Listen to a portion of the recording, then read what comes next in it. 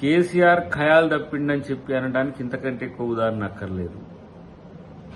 గతంలో పగటి కళలు కనేటోడు ఇప్పుడు చీకటి కళలు కూడా కంటున్నాడు ఫామ్ హౌస్లో. కాంగ్రెస్ పార్టీ చట్టాన్ని న్యాయాన్ని గౌరవిస్తుంది.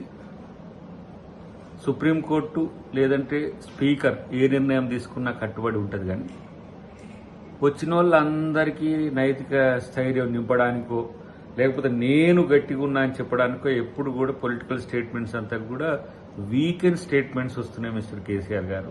అది మీ రాజకీయ అనిశ్చితికి లేకపోతే రాజకీయ డిక్లైన్కు, ఒక రకంగా డిక్లైన్ అంటే మీరు తగ్గుతున్నారని చెప్పడానికి ఇంతకంటే ఎక్కువ ఉదాహరణ అక్కర్లేదు.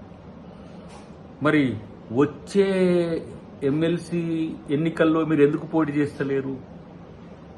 వచ్చే ఉప ఎన్నికకు సంబంధించి మాట్లాడుతున్నారు. ఇంతవరకు మీరు ఇంట్లో నుంచి బయటికి రాలేదు. అసలు మీ విధానం ఏందో చెప్పలేదు.